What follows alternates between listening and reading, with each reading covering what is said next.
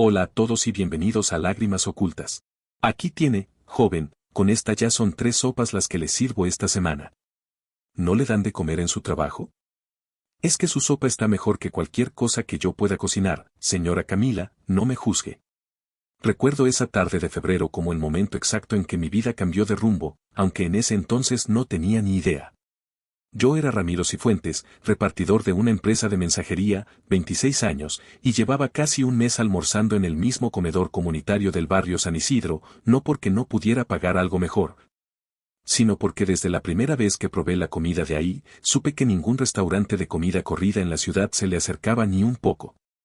Ese comedor era administrado por una asociación vecinal, financiado a duras penas con donaciones y con la ayuda de un puñado de voluntarios que cocinaban para los adultos mayores del barrio, para familias con pocos recursos y para cualquiera que llegara con hambre y sin muchas preguntas. Yo había llegado ahí la primera vez casi por accidente, huyendo de una lluvia repentina mientras hacía una entrega, y desde entonces no había vuelto a comer en ningún otro lado. Y ahí, entre ollas gigantes de peltre y el vapor constante de la cocina, trabajaba ella.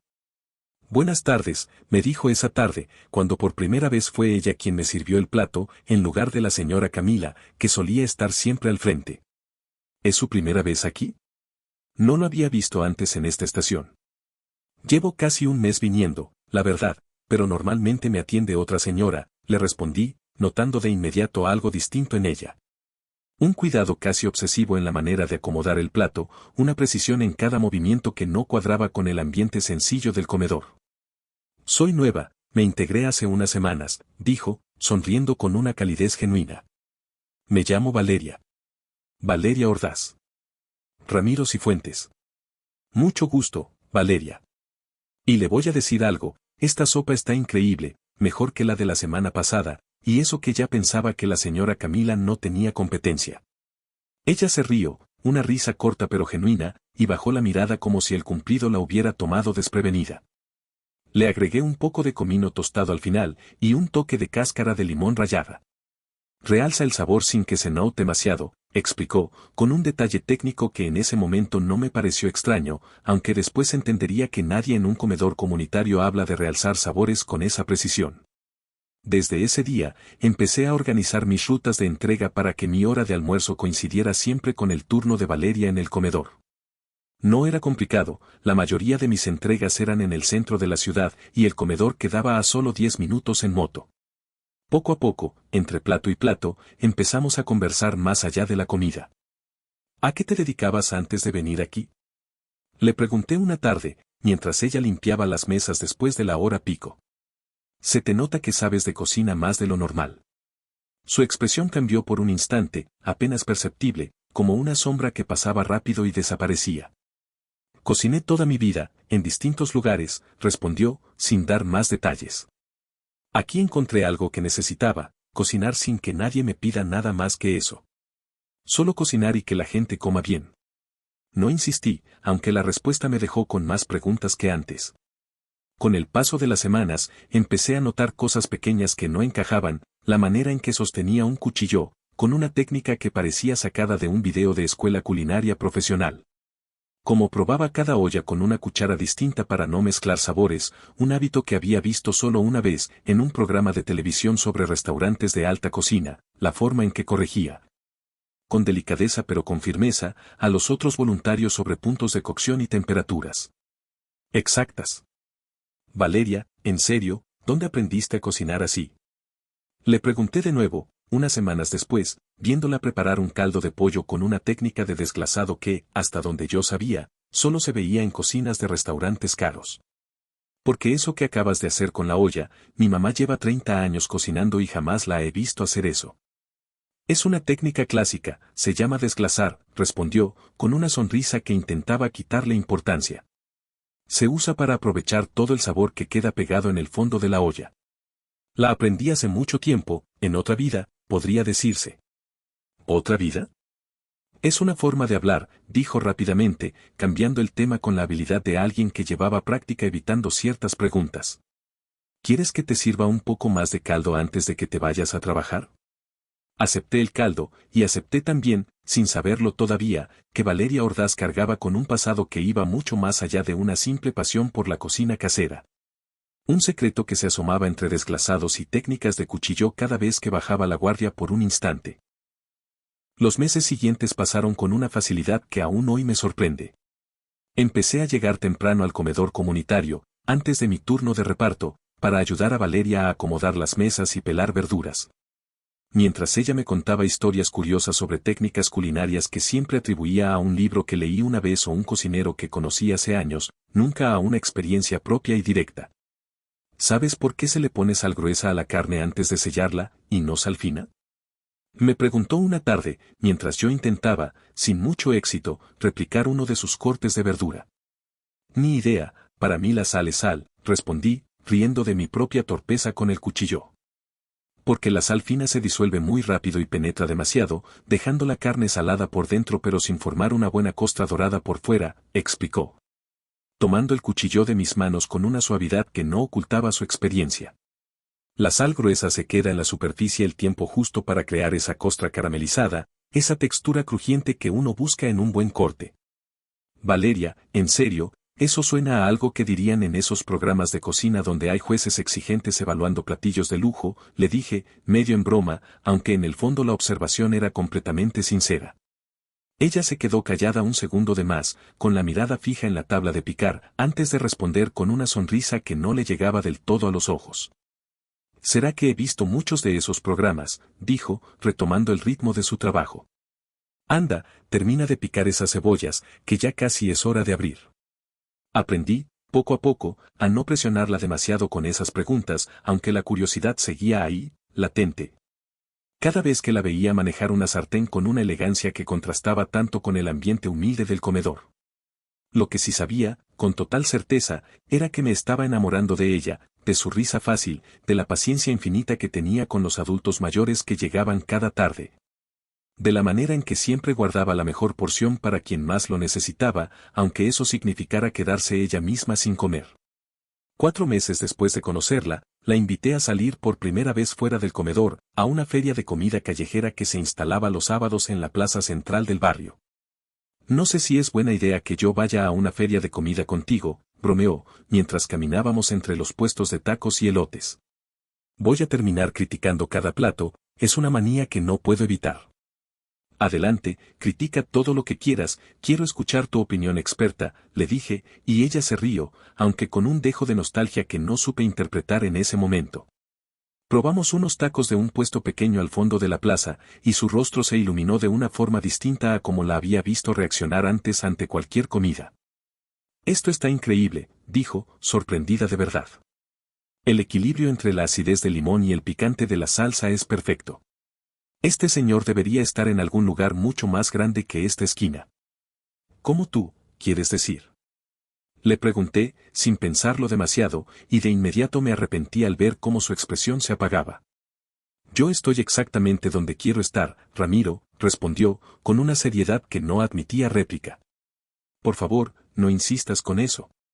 Le pedí disculpas, y ella las aceptó con la misma calidez de siempre, pero esa noche, caminando de regreso a su casa después de dejarla, entendí que había tocado algo profundo. Algo que ella cargaba con un peso que yo apenas empezaba a imaginar. 6 meses después de aquel primer plato de sopa, le pedí matrimonio en el mismo comedor comunitario donde nos habíamos conocido, un domingo por la mañana, antes de que llegaran los primeros comensales. No tenía anillo elegante, apenas uno sencillo que había comprado con varios meses de ahorros de mis entregas, pero cuando se lo entregué, sus ojos se llenaron de lágrimas de una forma que me pareció desproporcionada para un anillo tan modesto. «Ramiro, tienes que estar seguro de esto», me dijo, con la voz temblorosa. «Hay partes de mi vida que todavía no te he contado, y no sé si algún día vas a poder entenderlas del todo. Lo único que necesito entender es que te amo, Valeria», le respondí, sosteniéndole las manos. «El resto, lo que sea que cargues, lo vamos a enfrentar juntos, cuando estés lista para contármelo». Nos casamos 2 meses después, en una ceremonia pequeña en el patio del comedor comunitario, decorado con flores sencillas y mesas prestadas por los vecinos del barrio. Fue, sin ninguna duda, el día más feliz de mi vida, aunque ni en mis sueños más extraños hubiera podido imaginar la magnitud de lo que estaba a punto de descubrir apenas unas semanas después. La tarde en que un hombre elegante entró al comedor comunitario y, al verla, dejó caer literalmente los cubiertos que tenía en la mano. El hombre debía tener unos 60 años, traje impecable y una expresión de incredulidad tan intensa que por un momento pensé que había reconocido a un fantasma. Los cubiertos que había traído de casa, según explicó después, para donarlos al comedor, cayeron al piso de cerámica con un estruendo que hizo que todo el salón se quedara en silencio. No puede ser, dijo, dando un paso hacia el mostrador donde Valeria servía el almuerzo, sin apartar la mirada de ella ni un segundo. Valeria Ordaz. Eres tú, ¿verdad? Dime que soy yo el que está equivocado. Vi cómo el rostro de Valeria pasaba, en cuestión de segundos, por al menos 3 emociones distintas, sorpresa, pánico y finalmente algo parecido a la resignación. Como si llevara meses esperando este momento y ahora que había llegado, ya no tuviera fuerzas para seguir escondiéndose. Alberto, dijo ella, con la voz apenas audible, dejando el cucharón sobre la mesa. No esperaba verte aquí. ¿Qué no esperabas verme aquí? Repitió el hombre, con una mezcla de shock y algo que sonaba casi a indignación. Valeria, llevo 2 años buscándote. 2 años preguntándome qué había pasado contigo, si estabas viva siquiera, y te encuentro sirviendo sopa en un comedor comunitario como si nada.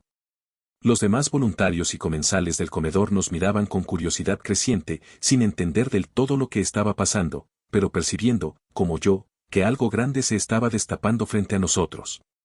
Me acerqué al mostrador, colocándome junto a Valeria de forma instintiva. Disculpe, ¿quién es usted?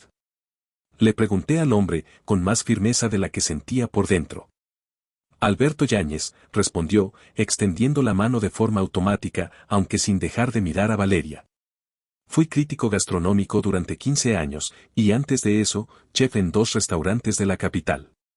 Y usted, joven, está casado, por lo que veo el anillo, con una de las chefs más talentosas que ha tenido este país en la última década.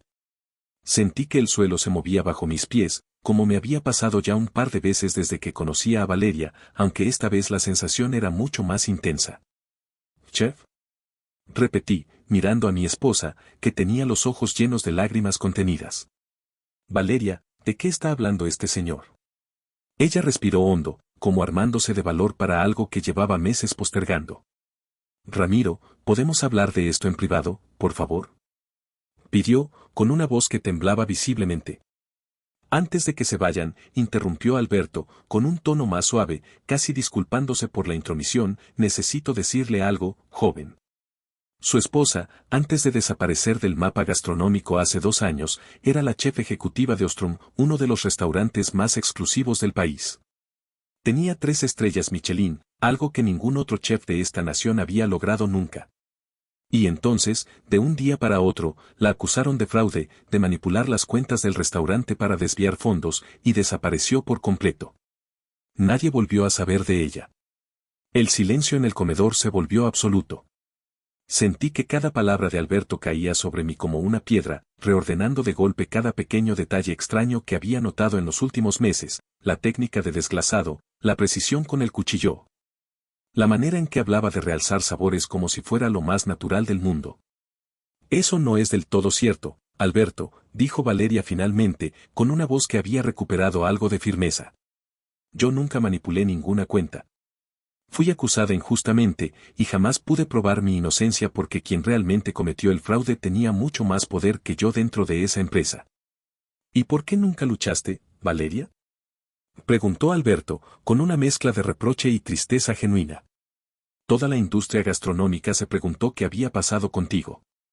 Algunos pensaron que habías huido del país. Otros, que simplemente no soportaste la presión y colapsaste. Porque luchar contra Gonzalo Ferreira significaba luchar contra alguien que tenía más abogados, más contactos y más dinero del que yo jamás podría reunir, respondió ella, con una amargura que jamás le había escuchado. Preferí desaparecer y empezar de nuevo, lejos de todo eso, en un lugar donde nadie me pidiera explicaciones ni buscara sacar provecho de mi nombre. Escuché ese nombre, Gonzalo Ferreira, y algo en mi memoria se removió vagamente, como si lo hubiera visto antes en alguna revista o programa de televisión, aunque no lograba ubicar exactamente dónde. Valeria, necesito que me expliques todo esto, desde el principio, le dije, tomándola de la mano, sintiendo que el mundo que conocía hasta ese momento se había reorganizado por completo en cuestión de minutos. No me importa lo que digan las revistas ni los críticos. Necesito que tú misma me cuentes qué pasó realmente. Ella asintió despacio, mirando a Alberto, que todavía esperaba una respuesta, y luego al resto del comedor, donde los comensales seguían observando la escena en un silencio absoluto. Vamos a mi casa, dijo finalmente, dirigiéndose tanto a mí como a Alberto. Creo que ya es hora de que ambos sepan toda la verdad. Caminamos los tres en silencio hasta el pequeño departamento donde Valeria y yo vivíamos desde la boda, apenas 2 meses atrás. Alberto nos siguió en su auto, y cuando llegamos, Valeria puso agua a calentar para un té que nadie terminó tomando, más por costumbre que por verdadera intención de beberlo. Todo empezó hace 5 años, comenzó Valeria, sentada frente a nosotros en la pequeña sala, con las manos entrelazadas sobre las rodillas. Gonzalo Ferreira y yo abrimos Ostrum juntos. Yo ponía la cocina, la visión, el nombre. Él ponía el capital y la administración del negocio. En apenas 3 años, conseguimos las 3 estrellas Michelin. Fuimos el primer restaurante del país en lograrlo. Lo recuerdo perfectamente, intervino Alberto. Escribí la reseña que anunció la 3ª estrella. Fue un momento histórico para la gastronomía de este país. Lo que nadie sabía, continuó Valeria, con la voz cada vez más tensa, es que Gonzalo, desde el primer año, había estado desviando fondos del restaurante hacia cuentas paralelas, usando proveedores fantasma y facturas infladas. Yo estaba tan concentrada en la cocina, en desarrollar el menú, en mantener el nivel que nos había dado las estrellas, que nunca revisé a fondo las finanzas. Confiaba en él completamente. ¿Cuándo lo descubriste? Le pregunté, todavía procesando la magnitud de lo que estaba escuchando. Un contador externo, contratado para una auditoría de rutina antes de una posible expansión a otra ciudad, encontró las irregularidades, respondió Valeria. Vino a mí primero, pensando que yo estaba al tanto. Cuando le dije que no sabía nada, me advirtió que debíamos actuar rápido, denunciarlo antes de que la situación empeorara. ¿Y qué pasó? Preguntó Alberto, inclinándose hacia adelante, genuinamente absorto en la historia que llevaba 2 años sin poder entender del todo. Gonzalo se enteró de que el contador me había hablado antes de que yo pudiera hacer nada, dijo Valeria, con los ojos llenos de lágrimas. Y actuó primero. Presentó él mismo una denuncia ante los inversionistas del restaurante, acusándome a mí de haber manipulado las cuentas durante meses, usando documentos que él mismo había falsificado con mi firma escaneada de contratos anteriores. Tenía todo perfectamente armado, como si llevara tiempo planeándolo. Sentí una furia creciente al escuchar esto, imaginando la traición de alguien en quien Valeria había confiado tanto. ¿Por qué no luchaste en ese momento, con pruebas, con abogados? Pregunté, aunque de inmediato me arrepentí del tono, que sonó más a reproche que a la pregunta genuina que pretendía ser. Lo intenté, Ramiro, respondió ella, con una firmeza que cortó cualquier duda sobre su determinación. Contraté a un abogado, presenté mi versión, pero Gonzalo tenía recursos que yo no tenía. Pagó a 2 empleados para que declararan en su favor, sobornó a un perito que debía revisar la contabilidad de forma independiente, y en menos de 2 meses. Los inversionistas decidieron cerrar el restaurante para evitar más escándalos, culpándome públicamente a mí de la quiebra. Perdí mi nombre, mi reputación, y hasta el último centavo que tenía ahorrado, todo en el proceso legal que terminé perdiendo. ¿Y qué pasó con Gonzalo?, preguntó Alberto, con genuina indignación en la voz. Se quedó con los fondos que había desviado, cambió de nombre comercial, y meses después abrió una cadena de restaurantes de comida rápida gourmet que hoy tiene sucursales en todo el país, respondió Valeria, con una amargura que llevaba años acumulando. Mientras yo desaparecía, cambiaba mi apellido de casada por el de soltera para que nadie me reconociera, y terminaba, casi por casualidad, cocinando en un comedor comunitario donde nadie me preguntaba nada, donde simplemente podía volver a cocinar sin que nadie intentara aprovecharse de mi talento o de mi nombre. Un silencio pesado llenó la sala.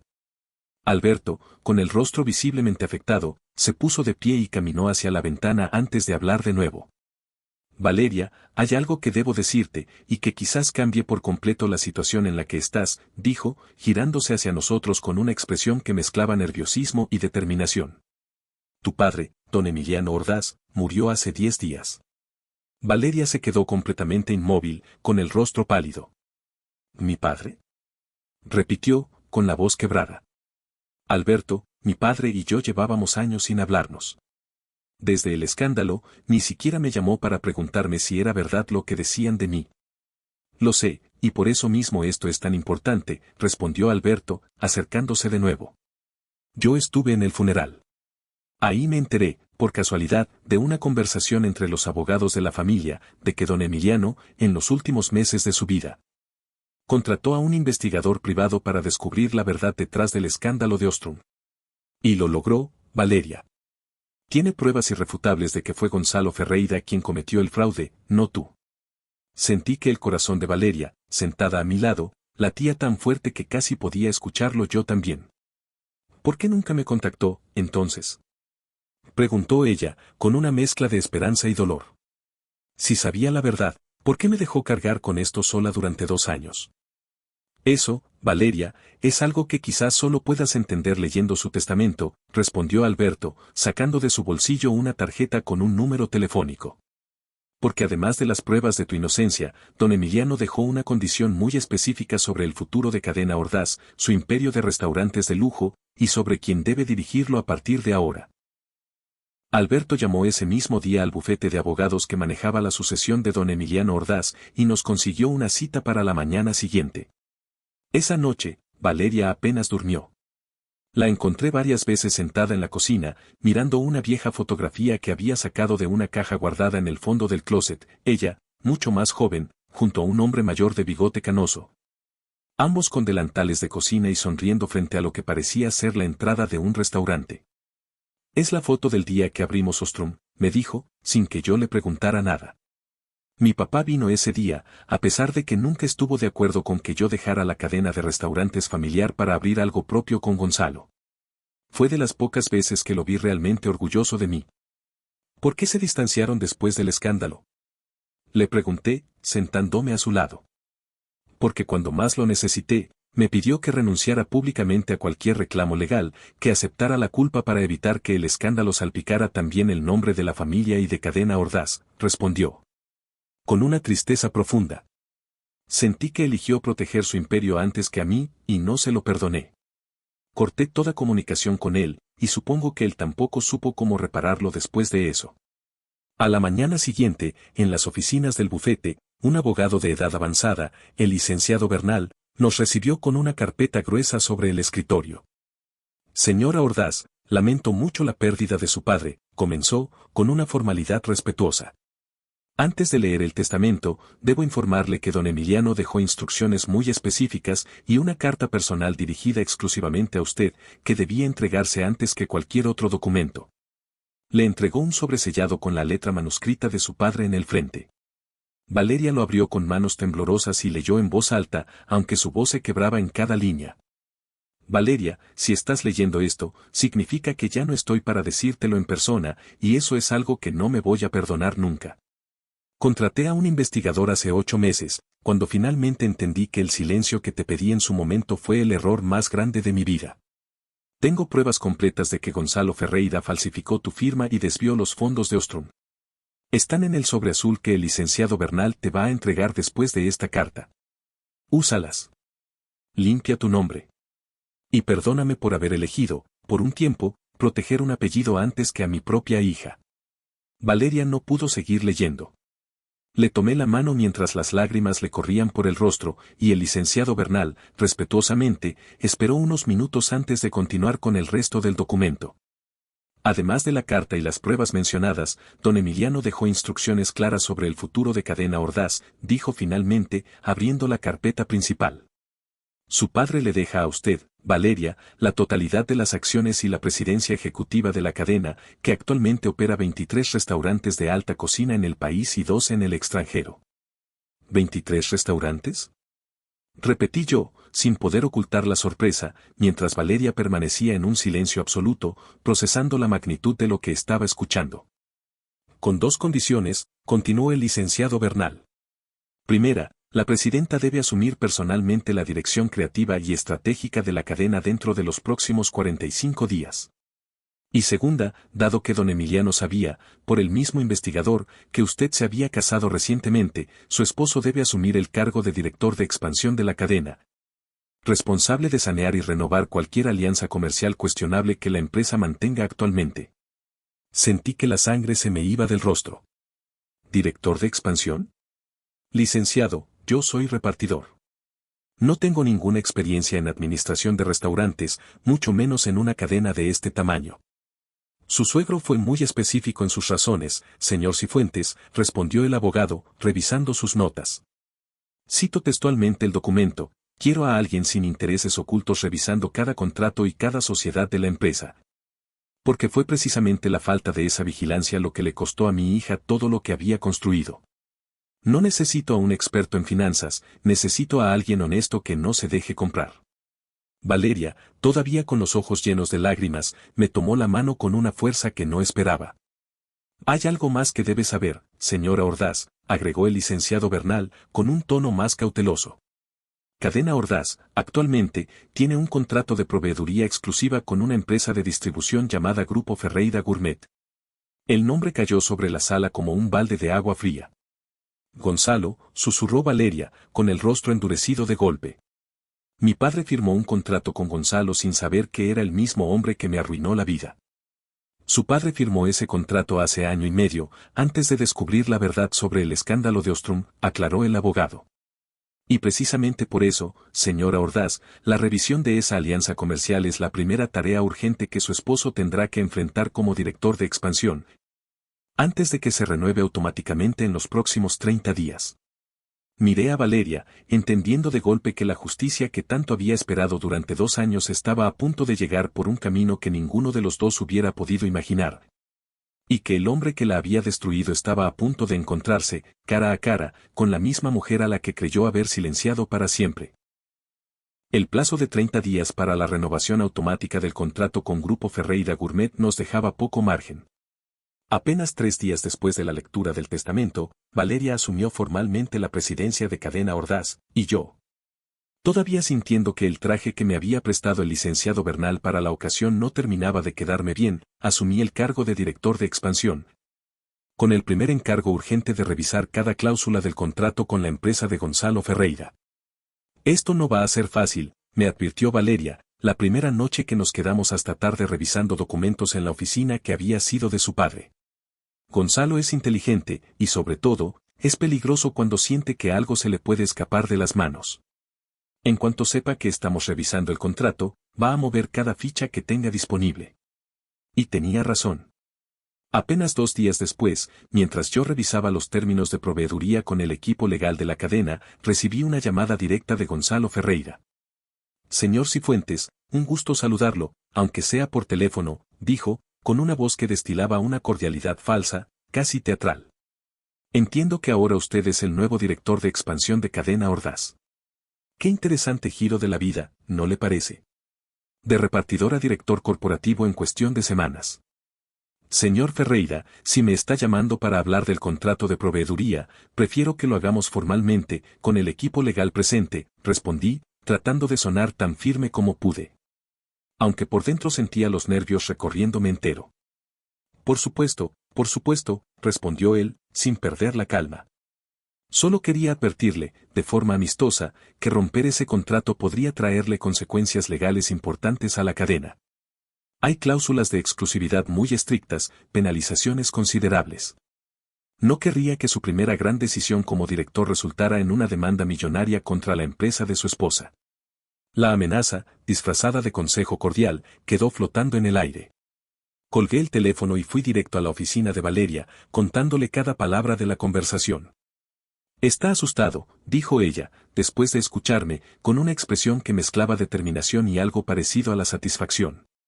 Si estuviera tan tranquilo con la legalidad de ese contrato, no te habría llamado personalmente para amenazarte de forma tan sutil.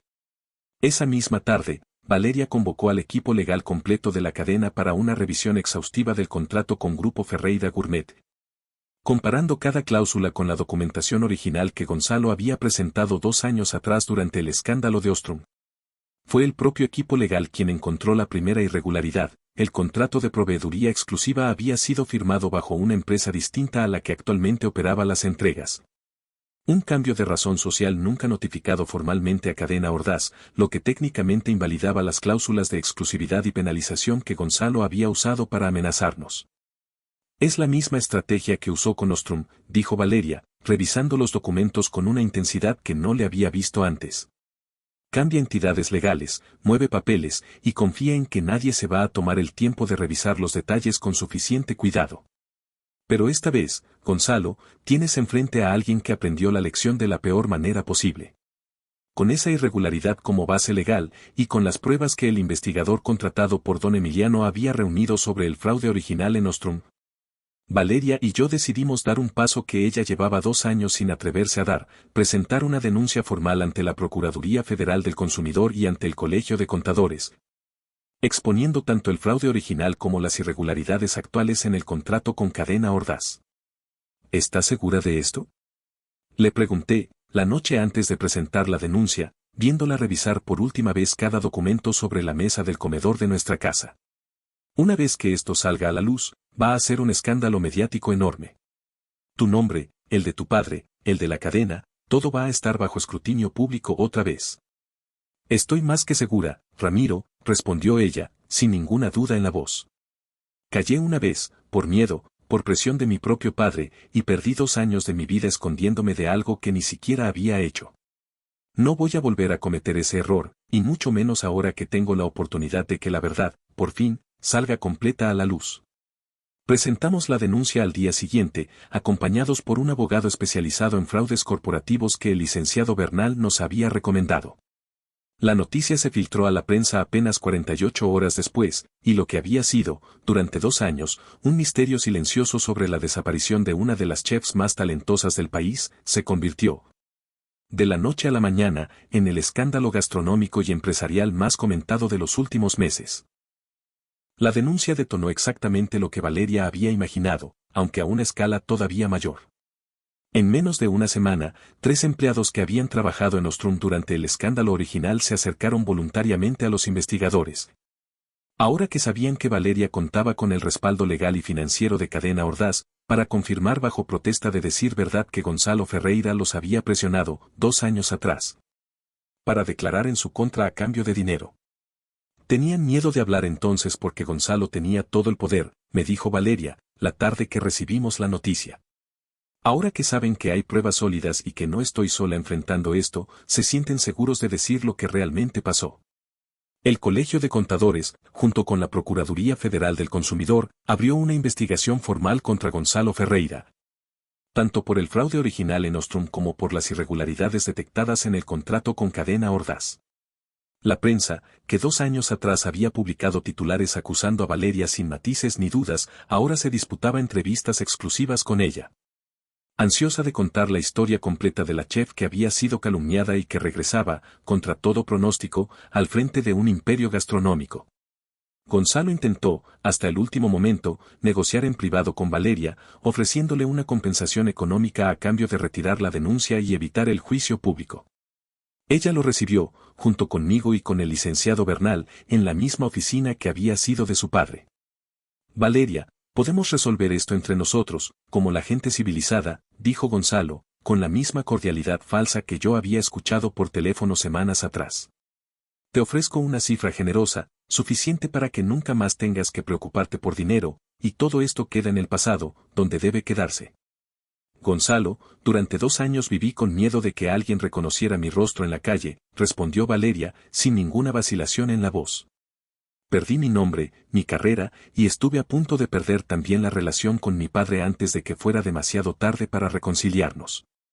No hay cifra en el mundo que compre de vuelta esos 2 años, y no voy a permitir que sigas destruyendo la vida de nadie más solo porque tienes el dinero suficiente para intentarlo. Gonzalo salió de esa oficina con el rostro descompuesto, y semanas después, el juicio confirmó exactamente lo que Valeria y su padre habían sospechado desde el principio: la firma falsificada, las facturas infladas, los testigos comprados. Fue sentenciado a restitución total de los fondos desviados y a una pena de prisión que la prensa cubrió con el mismo detalle morboso con el que, 2 años antes, había cubierto la caída de Valeria. Un año después de aquel domingo en que un hombre elegante dejó caer los cubiertos al reconocerla en un comedor comunitario, Cadena Ordaz reabrió Ostrom bajo un nuevo nombre, Camila. En honor a la señora del comedor comunitario que le había enseñado a Valeria, según decía ella misma, que cocinar para alguien con hambre real vale exactamente lo mismo que cocinar para un crítico con 3 estrellas en juego. ¿Nervioso por la inauguración? Le pregunté esa noche, mientras terminábamos de revisar los últimos detalles del salón, ahora decorado con una sencillez elegante que Valeria había insistido en mantener, muy distinta al lujo excesivo del Ostrom original. Nerviosa, sí, pero de la buena manera, respondió, tomándome de la mano. Esta vez no estoy tratando de demostrarle nada a nadie. Solo quiero cocinar bien, para quien sea que se siente en esa mesa. Como director de expansión, mi primer gran proyecto fue algo que Valeria y yo decidimos juntos apenas asumimos nuestros cargos. Destinar un porcentaje fijo de las ganancias de cada restaurante de la cadena a financiar comedores comunitarios en distintos barrios del país, empezando, por supuesto, por el mismo comedor de San Isidro donde todo había comenzado. Nunca voy a olvidar que fue ahí donde te conocí, sirviendo sopa como si no tuvieras 3 estrellas Michelin en tu haber, le dije, la tarde que inauguramos la remodelación completa del comedor. Ahora con cocina profesional y suficiente presupuesto para atender al doble de familias que antes. Y nunca voy a olvidar que fuiste el único que se enamoró de mí sin saber absolutamente nada de eso, respondió ella, apoyando la cabeza en mi hombro. Mirando a la señora Camila repartir los primeros platos de la nueva cocina. Eso, Ramiro, es lo único que de verdad me importó siempre. Esa noche, viendo a las familias del barrio llenar las mesas del comedor renovado, entendí que la verdadera herencia que don Emiliano le había dejado a su hija no fueron los 23 restaurantes ni las acciones de la cadena, sino la oportunidad de reescribir su historia bajo sus propios términos, no como la chef caída en desgracia, sino como la mujer que, incluso perdiéndolo todo, jamás dejó de ser exactamente quien era. Fin de la historia. Soy una vida, 1.000.000 de historias, nos vemos en la próxima.